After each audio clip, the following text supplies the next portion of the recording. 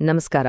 Pharma ಇಂಡಸ್ಟ್ರಿಯಲ್ಲಿ ತುಂಬ common ಆಗಿ ಕೇಳ್ಬರೋ 3 ಪದಗಳು: ಕ್ವಾಲಿಟಿ ಅಶ್ಯೂರೆನ್ಸ್, ಕ್ವಾಲಿಟಿ ಕಂಟ್ರೋಲ್ ಮತ್ತೆ ಕ್ವಾಲಿಟಿ ಮ್ಯಾನೇಜ್ಮೆಂಟ್ ಸಿಸ್ಟಮ್. ಇವುಗಳನ್ನ ಕೇಳಿದಾಗ ತುಂಬ ಜನಕ್ಕೆ ಒಂದು ಕನ್ಫ್ಯೂಷನ್ ಆಗುತ್ತೆ. ಸೊ ಇವತ್ತು ನಾವು ಈ ಪ್ರತಿಯೊಂದರ ಬಗ್ಗೆನೂ ಸ್ಪಷ್ಟವಾಗಿ ತಿಳ್ಕೊಳ್ಳೋಣ, ಯಾಕಂದ್ರೆ ಇವುಗಳ ವ್ಯತ್ಯಾಸ ಗೊತ್ತಿರೋದು ತುಂಬಾನೇ ಮುಖ್ಯ.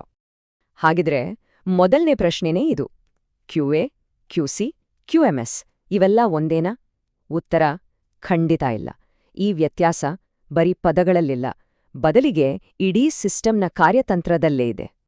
ನಿಜ ಹೇಳ್ಬೇಕಂದ್ರೆ ಈ ಒಂದು ಸಣ್ಣ ಗೊಂದಲ ಇದೆಯಲ್ಲ, ಇದೇ ಎಷ್ಟೋ ರೆಗ್ಯುಲೇಟರಿ ಆಡಿಟ್ಗಳು ಫೇಲ್ ಆಗೋಕೆ ಮೂಲ ಕಾರಣ. ಹೌದು, ಒಂದು ಸಣ್ಣ ತಪ್ಪು ತಿಳುವಳಿಕೆ ಕೂಡ ದೊಡ್ಡ ದೊಡ್ಡ ಪರಿಣಾಮಗಳನ್ನ ಉಂಟು ಮಾಡಬಲ್ಲದು. ಸರಿ, ಹಾಗಾದ್ರೆ ಬನ್ನಿ ಈ ಗೊಂದಲವನ್ನ ಒಮ್ಮೆಗೆ ಬಗೆಹರಿಸ್ಕೊಂಡ್ಬಿಡೋಣ. ಈ ಪದಗಳನ್ನ ಸರಿಯಾಗಿ ಅರ್ಥ ಮಾಡ್ಕೊಳ್ಳೋದು ರೆಗ್ಯುಲೇಟರಿ ಸಕ್ಸಸ್ಗೆ ಯಾಕಷ್ಟು ಮುಖ್ಯ ಅನ್ನೋದನ್ನ ತಿಳ್ಕೊಳ್ಬೇಕು ಅಂದ್ರೆ ನಾವು ಒಂದೊಂದಾಗಿ ವಿವರವಾಗಿ ನೋಡೋಣ. ಮೊದಲಿಗೆ ಈ ಕ್ವಾಲಿಟಿ ಪಿರಮಿಡ್ನ ಅಡಿಪಾಯದಿಂದಾನೇ ಶುರು ಮಾಡೋಣ. ಅದುವೇ ಕ್ವಾಲಿಟಿ ಕಂಟ್ರೋಲ್, ಅಂದ್ರೆ ಪ್ರಾಡಕ್ಟ್ ವೆರಿಫಿಕೇಷನ್ನ ಮೂಲಾಧಾರ. ಹಾಗಿದ್ರೆ ಕ್ವಾಲಿಟಿ ಕಂಟ್ರೋಲ್ ಅಥವಾ ಕ್ಯೂಸಿ ಅಂದ್ರೆ ಏನು? ಸಿಂಪಲ್ ಆಗಿ ಹೇಳೋದಾದ್ರೆ, ಒಂದು ಪ್ರಾಡಕ್ಟ್ ಅದಕ್ಕೆ ಅಂತಿರೋ ಸ್ಪೆಸಿಫಿಕೇಷನ್ಸ್ಗಳನ್ನ ಪೂರೈಸುತ್ತಾ ಇಲ್ವಾ ಅಂತ ಚೆಕ್ ಮಾಡೋಕೆ ನಡೆಸೋ ಟೆಸ್ಟಿಂಗ್ ಮತ್ತು ವೆರಿಫಿಕೇಷನ್ ಕೆಲಸಗಳೇ ಕ್ಯೂಸಿ. ಇದರ ಫೋಕಸ್ ಪೂರ್ತಿಯಾಗಿ ಪ್ರಾಡಕ್ಟ್ ಮೇಲೆ ಮಾತ್ರ ಇರುತ್ತೆ. ಕ್ಯೂಸಿ ಟೀಮ್ನ ಮುಖ್ಯ ಕೆಲಸ ಏನು? ಅವರು ರಾ ಮೆಟೀರಿಯಲ್ಸ್ ಟೆಸ್ಟ್ ಮಾಡ್ತಾರೆ, ಪ್ರೊಡಕ್ಷನ್ ನಡಿಬೇಕಾದ್ರೆ ಸ್ಯಾಂಪಲ್ಗಳನ್ನ ಚೆಕ್ ಮಾಡ್ತಾರೆ, ಆಮೇಲೆ ಫೈನಲ್ ಪ್ರಾಡಕ್ಟ್ನ ಕೂಡ ವೆರಿಫೈ ಮಾಡ್ತಾರೆ. ಆದ್ರೆ ಇವೆಲ್ಲದರ ಅತ್ಯಂತ ಪ್ರಮುಖ ಔಟ್ಪುಟ್ ಏನ್ ಗೊತ್ತಾ? ಅದು ಡೇಟಾ. ಈ ಡೇಟಾನೇ ಹೇಳೋದು ಆ ಪ್ರಾಡಕ್ಟ್ ಸ್ಟ್ಯಾಂಡರ್ಡ್ ಪ್ರಕಾರ ಇದೆಯೋ ಇಲ್ವೋ ಅಂತ. ಓಕೆ, ಕ್ಯೂಸಿ ಬಗ್ಗೆ ಗೊತ್ತಾಯ್ತು. ಈಗ ಇದರ ಮೇಲಿನ ಹಂತಕ್ಕೆ ಹೋಗೋಣ. ಅದೇ ಕ್ವಾಲಿಟಿ ಅಶ್ಯೂರೆನ್ಸ್, ಅಂದ್ರೆ ಪ್ರೊಸೆಸ್ ಮೇಲ್ವಿಚಾರಣೆ.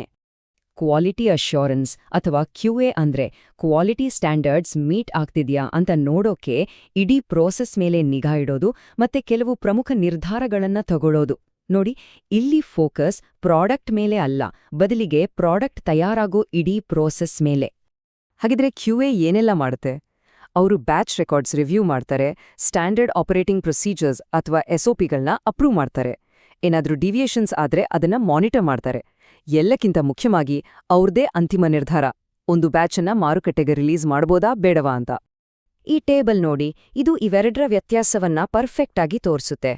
ಕ್ಯೂಸಿ ಫೋಕಸ್ ಪ್ರಾಡಕ್ಟ್ ಮೇಲೆ ಇದ್ರೆ ಕ್ಯೂಎ ಫೋಕಸ್ ಪ್ರಾಸೆಸ್ ಮೇಲೆ ಇರುತ್ತೆ. ಕ್ಯೂಸಿ ಟೆಸ್ಟಿಂಗ್ ಮಾಡಿದ್ರೆ ಕ್ಯೂಎ ರಿವ್ಯೂ ಮಾಡುತ್ತೆ. ಕೊನೆಗೆ ಕ್ಯೂಸಿ ಡೇಟಾ ಕೊಟ್ರೆ ಕ್ಯೂಎ ಆ ಡೇಟಾವನ್ನ ನೋಡಿ ನಿರ್ಧಾರಗಳನ್ನ ತೆಗೆದುಕೊಳ್ಳುತ್ತೆ. ಅಂದ್ರೆ ಕ್ಯೂಸಿ ಏನು ಅಂತ ಕೇಳಿದ್ರೆ ಕ್ಯೂಎ ಹೇಗೆ ಮತ್ತು ಯಾಕೆ ಅಂತ ಪ್ರಶ್ನೆ ಮಾಡುತ್ತೆ.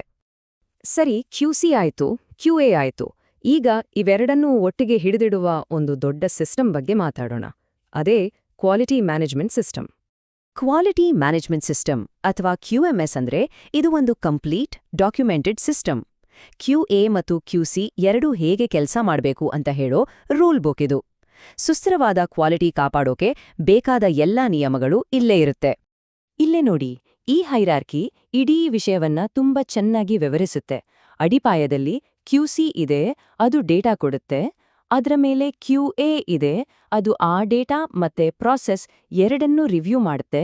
ಎಲ್ಲಕ್ಕಿಂತ ಮೇಲೆ ಇರೋದು ಕ್ಯೂಎಂಎಸ್, ಅದು ಇವರಿಬ್ರಿಗೂ ರೂಲ್ಸ್ ಹಾಕಿಕೊಡುತ್ತೆ. ಹಾಗಿದ್ರೆ ಈ ಕ್ಯೂಎಂಎಸ್ ಅನ್ನೋ ಇಡೀ ಸಿಸ್ಟಮ್ ಯಾಕೆ ಅಷ್ಟೊಂದು ಮುಖ್ಯ?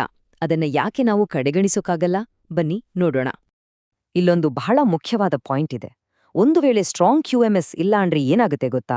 ಕ್ಯೂಸಿ ಎಷ್ಟು ಚೆನ್ನಾಗಿ ಟೆಸ್ಟ್ ಮಾಡಿದ್ರು, ಕ್ಯೂಎ ಎಷ್ಟು ಪ್ರಾಮಾಣಿಕವಾಗಿ ರಿವ್ಯೂ ಮಾಡಿದ್ರು, ಅದೇ ತಪ್ಪುಗಳು, ಅದೇ ಸಮಸ್ಯೆಗಳು ಮತ್ತೆ ಮತ್ತೆ ಆಗ್ತಾನೇ ಇರುತ್ತೆ. ಯಾಕಂದ್ರೆ ರೆಗ್ಯುಲೇಟರಿ ಅಧಿಕಾರಿಗಳು ಯಾವತ್ತೂ ಒಂದ್ಸಲ ಸರಿ ಮಾಡಿದೀವಿ ಅನ್ನೋ ಉತ್ತರವನ್ನು ಒಪ್ಪಲ್ಲ. ಅವ್ರಿಗ್ ಬೇಕಾಗಿರೋದು ಸಮಸ್ಯೆಯನ್ನ ಮತ್ತೆ ಬರ್ದಂತೆ ತಡೆಯೋ ಒಂದ್ ಸಿಸ್ಟಮ್. ಇದು ತಾತ್ಕಾಲಿಕ ಫಿಕ್ಸ್ ಬಗ್ಗೆ ಅಲ್ಲ, ಇದು ಪರ್ಮನೆಂಟ್ ಪ್ರಿವೆನ್ಷನ್ ಬಗ್ಗೆ. ಹಾಗಿದ್ರೆ ನಾವಿವತ್ತು ಅರ್ಥ ಮಾಡ್ಕೊಳ್ಬೇಕಾದ ಅತಿ ದೊಡ್ಡ ಪಾಠ ಏನು ಅಂದ್ರೆ, ಕ್ಯೂಎ ಮತ್ತೆ ಕ್ಯೂಸಿ ಸ್ವತಂತ್ರವಾಗಿ ಕೆಲಸ ಮಾಡಲ್ಲ. ಅವು ಕ್ಯೂಎಂಎಸ್ ಹಾಕಿರೋ ನಿಯಮಗಳ ಅಡಿಯಲ್ಲೇ ಕೆಲಸ ಮಾಡಬೇಕು.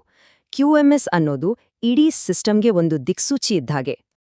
ಕೊನೆಗೆ ಹೇಳೋದಾದ್ರೆ, ಕ್ವಾಲಿಟಿಯನ್ನ ಒಮ್ಮೆ ಸಾಧಿಸೋದು ದೊಡ್ಡ ವಿಷಯ ಅಲ್ಲ, ಅದನ್ನ ಸಸ್ಟೇನಬಲ್ ಮಾಡೋದೇ ಕ್ಯೂಎಂಎಸ್ನ ನಿಜವಾದ ಕೆಲಸ.